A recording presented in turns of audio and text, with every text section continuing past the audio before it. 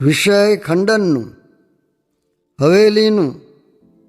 સ્વામિનારાયણ હરે સંવત 1876 માગશર વદી છઠને દિવસ રાત્રિ પાછલી પહોર બાકી હતી ત્યારે સ્વામી શ્રી સહજાનંદજી મહારાજ શ્રી ગઢડા મધ્યે દાદા કાચરના દરબારમાં આથમણે બારણે ઓરડાની ઓસરીને આગળ ફરિયામાં ઢોલિયા ઉપર વિરાજ્યા હતા અને સર્વ શ્વેત વસ્ત્ર ધારણ કર્યા હતા. પછી પરમહંસ તથા સત્સંગીને તેડાવ્યા ને ઘણીવાર સુધી તો પોતે વિચારી રહ્યા અને પછી બોલ્યા, જે એક વાત કહું તે સાંભળો. એમ કહીને શ્રીજી મહારાજ બોલ્યા, છે મારા મનમાં તો એમ થાય છે જે વાત ન કહું, પણ તમે અમારા છો માટે જાણીએ છીએ જે કહીએ જ. અને આ વાત છે તેને સમજીને તે જ પ્રમાણે વર્તે તે જ મુક્ત થાય છે. અને તે વિના તો 4 વેદ, 6 શાસ્ત્ર, 18 પુરાણ અને ભારતાદિક ઇતિહાસ તેને ભણવે કરીને તથા તેના અર્થને જાણવે કરીને અથવા તેને શ્રવણે કરીને પણ મુક્ત થાય નહીં. તે વાત કહીએ તે સાંભળો. જે બહાર તો ગમે તેટલી ઉપાધિ હોય પણ તેનો જો મનમાં સંકલ્પ ન હોય તો તેનો અમારે ખરખરો નહીં. અને અંતરમાં જો રંચ જેટલો પદાર્થનો ગાંઠ થાય તો તેનો ત્યાગ કરીએ ત્યારે નિરાશ થાય એવો અમારો સ્વભાવ છે. માટે અમે હૃદયમાં વિચાર કર્યો છે, ભગવાનના ભક્તના હૃદયમાં વિક્ષેપ થાય છે તેનું કારણ તે શું છે? પછી મન, બુદ્ધિ, ચિત્ત, અહંકાર સામું જોયું ત્યાં તો એ અંતઃકરણ પણ ઉદ્વેગનું કારણ નથી. અંતઃકરણમાં તો ભગવાનના સ્વરૂપના નિશ્ચયનું બળ અથવા આત્મજ્ઞાનનું બળ તેને યોગ્ય કરીને અંતઃકરણને ગાફલતા રહે છે. ભગવાન મળ્યા છે તે હવે કાંઈ કરવું રહ્યું નથી એવું ગાફલપણું રહે છે. એટલો જ અંતઃકરણનો વાંક છે. અને ઝાઝો વાંક તો પંચ જ્ઞાન ઇન્દ્રિયોનો છે. તેની વિકતિ કહીએ છીએ જે એ જીવ જે નાના પ્રકારના ભોજન જમે છે તે ભોજન પ્રત્યે જુદા જુદા સ્વાદ છે અને જુદા જુદા ગુણ છે. તે ભોજનને જ્યારે જમે છે ત્યારે તે ગુણ અંતઃકરણમાં તથા શરીરમાં પ્રવર્તે છે. અને જો લીલાગર ભાંગ્ય પીવે અને તે પ્રભુનો ભક્ત હોય તોય પણ લીલાગર ભાંગને કેફે કરીને વર્તમાનની ખબર રહે નહીં અને પ્રભુના ભજનની પણ ખબર રહે નહીં.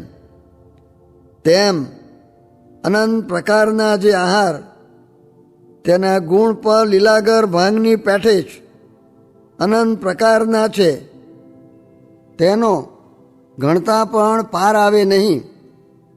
તેમજ એ જીવ શ્રોત્ર દ્વારે અનંત પ્રકારના શબ્દને સાંભળે છે. તે શબ્દના પણ અનંત પ્રકારના ગુણ જુદા જુદા છે. તે જેવો શબ્દ સાંભળે છે તેવો જ અંતઃકરણમાં ગુણ પ્રવર્તે છે.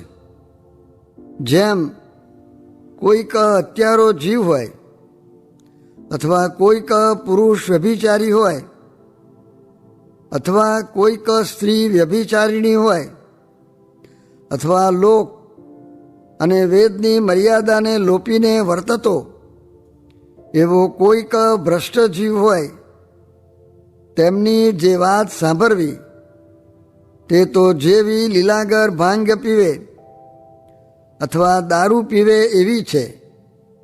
માટે તે વાતના સાંભળનારાના અંતઃકરણને ભ્રષ્ટ કરી નાખે છે અને ભગવાનનું ભજન સ્મરણ તથા વર્તમાન તેની વિસ્મૃતિ કરાવી નાખે છે.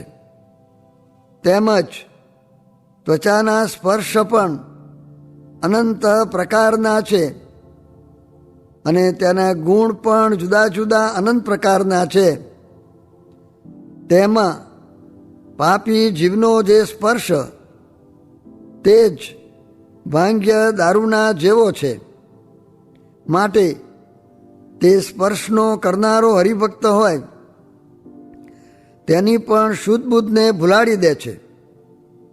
તેમજ રૂપ પણ અનંત પ્રકારના છે અને તેના ગુણ પણ અનંત પ્રકારના જુદા જુદા છે. તે કોઈક ભ્રષ્ટ જીવ હોય અને જો તેનું દર્શન થયું હોય તો જેમ લીલાગર ભાંગ્ય તથા દારૂ પીધે ભૂડું થાય છે, તેમજ તે પાપીના દર્શનના કરનારાનું પણ ભૂડું જ થાય અને બુદ્ધિ ભ્રષ્ટ થઈ જાય છે. તેમજ ગંધ પણ અનંત પ્રકારના છે અને તેના ગુણ પણ અનંત પ્રકારના છે. તે જો પાપી જીવના હાથનું પુષ્પ અથવા ચંદન તેની જો સુગંધી લે તો જેમ લીલાગર પીધે બુદ્ધિ ભ્રષ્ટ થાય તેમજ બુદ્ધિ ભ્રષ્ટ થાય છે. એવી રીતે જેમ ભૂડાને યોગે કરીને જીવની બુદ્ધિ ભ્રષ્ટ થાય છે, તેમજ પરમેશ્વર અથવા પરમેશ્વરના સંત તેને યોગે કરીને જીવની બુદ્ધિ સારી થાય છે. અને જીવની બુદ્ધિ ભ્રષ્ટ હોય તો પણ ભગવાન અને સંતના શબ્દને સાંભળવે કરીને ઉત્તમ થાય છે. તેમજ એમને સ્પર્શે કરીને પણ મતિ ઉત્તમ થાય છે. અને વર્તમાનની આડે કરીને મોટા સંતનો સ્પર્શ ન થાય તો તેના ચરણની રજ લઈને માથે ચડાવે તેણે કરીને પવિત્ર થાય અને તેમજ મોટા સંતને દર્શને કરીને પણ પવિત્ર થાય. પણ વર્તમાન રાખીને દર્શન કરવા તેમજ તે મોટાની પ્રસાદી છે તેને જમવે કરીને પણ પવિત્ર થાય છે. તેમાં પણ વર્ણાશ્રમની મર્યાદા પરમેશ્વરે બાંધી છે. તે મર્યાદાને રાખીને પ્રસાદી લેવી અને જેને ન ખપે તેને સાકરની પ્રસાદી કરાવીને પ્રસાદી લેવી.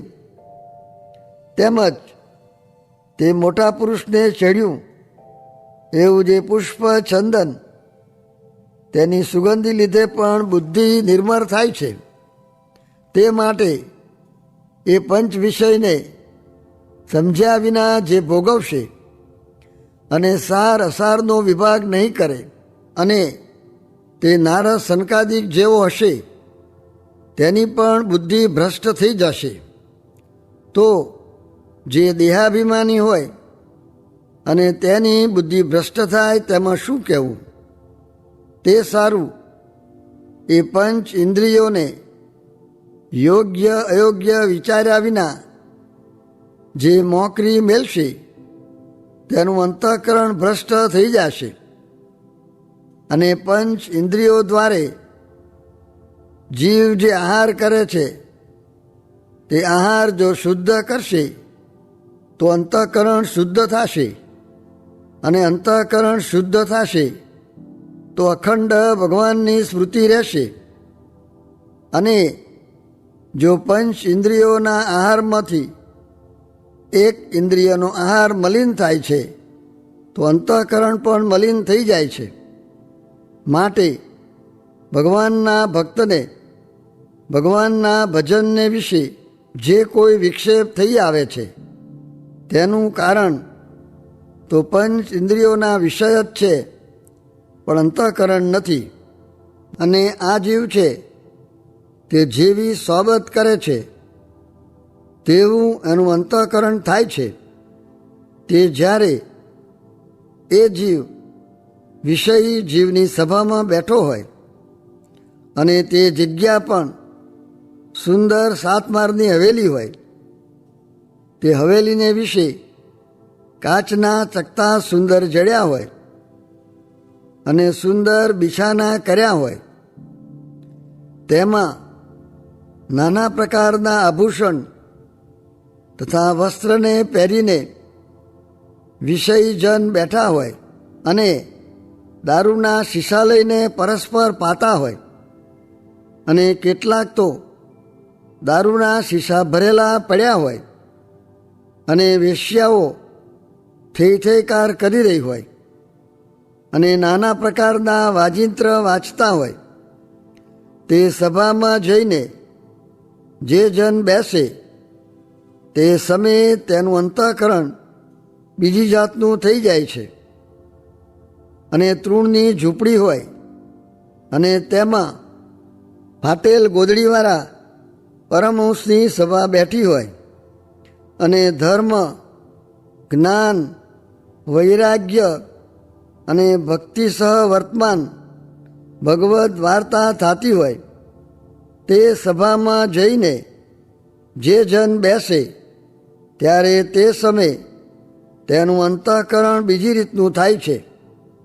માટે સત્સંગ અને કુસંગને યોગે કરીને જેવું અંતઃકરણ થાય છે તેને જો વિચારીને જુએ તો જાણ્યામાં આવે છે, અને ગબરગંડને તો કાંઈ ખબર પડતી નથી. માટે આ વાર્તા છે તે છેક મૂર્ખપણે પશુને પાડે વર્તતો હોય તેને તો ન સમજાય, અને જે કાંઈક વિવેકી હોય અને કાંઈક ભગવાનનો આશ્રિત હોય તેને તો આ વાર્તા તુરંત સમજ્યામાં આવે છે.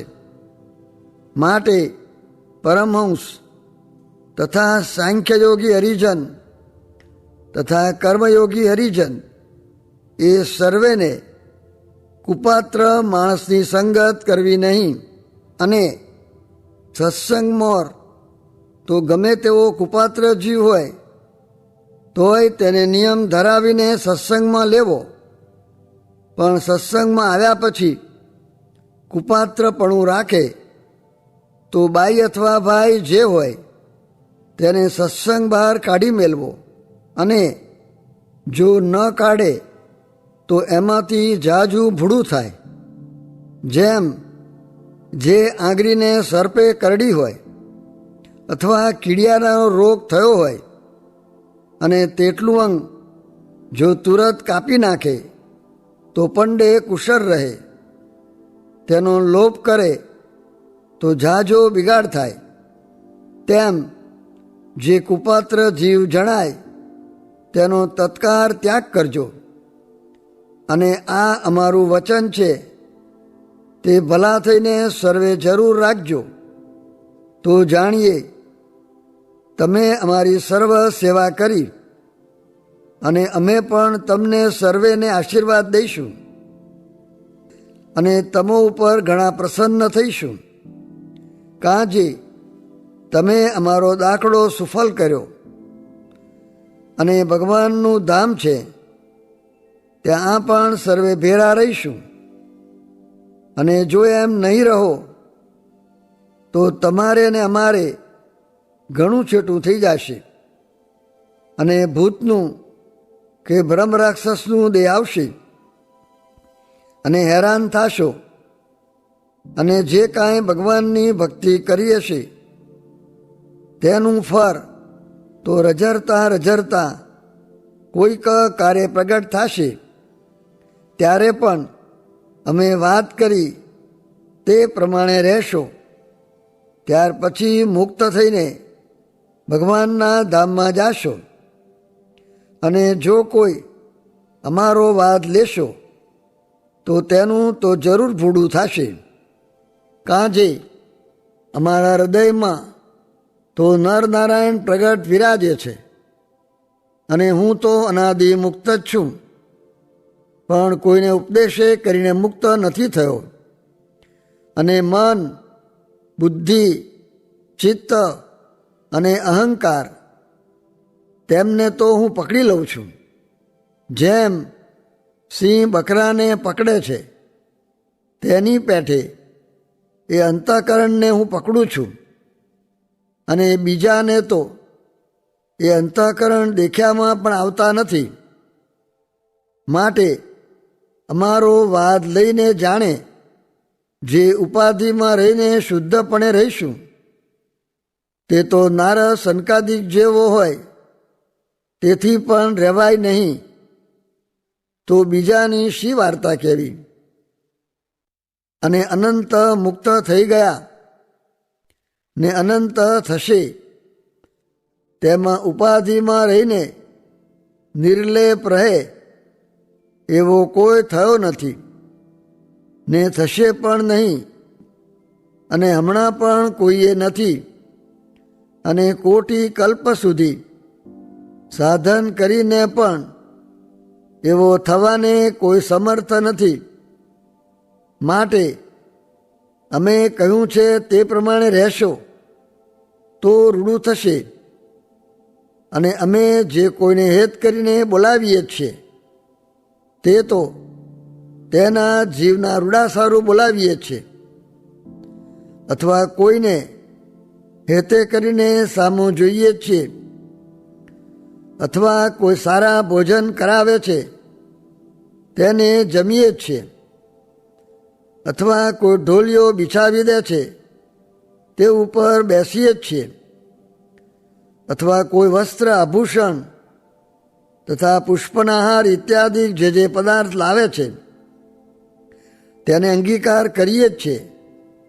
તે તો તેના જીવના રૂડા વાસ્તે કરીએ જ છીએ, પણ અમારા સુખને વાસ્તે કરતા નથી. અને જો અમારા સુખને વાસ્તે કરતા હોઈએ તો અમને શ્રી રામાનંદ સ્વામીના સમ છે. માટે એવું વિચારીને કોઈ અમારો વાદ કરશોમાં. અને પંચ ઇન્દ્રિયોના આહાર છે તેને અતિશય શુદ્ધપણે કરીને રાખજો. એ વચન અમારું જરૂરા જરૂર માનજો. અને આ વાત તો સર્વને સમજાય એવી સુગમ છે, માટે સર્વને સમજ્યામાં તુરત આવી જશે. તે સારું સત્સંગમાં અતિશય પ્રવર્તાવજો, તેમાં અમારો ઘણો રાજીપો છે. એમ વાર્તા કરીને જય સચ્ચિદાનંદ કહીને શ્રીજી મહારાજ પોતાના ઉતારામાં પધારતા હવા. ઇતિ વચનામૃતમ એવી રીતે ગઢડા પ્રથમ પ્રકરણનું 18મું વચનામૃત જે તે થયું.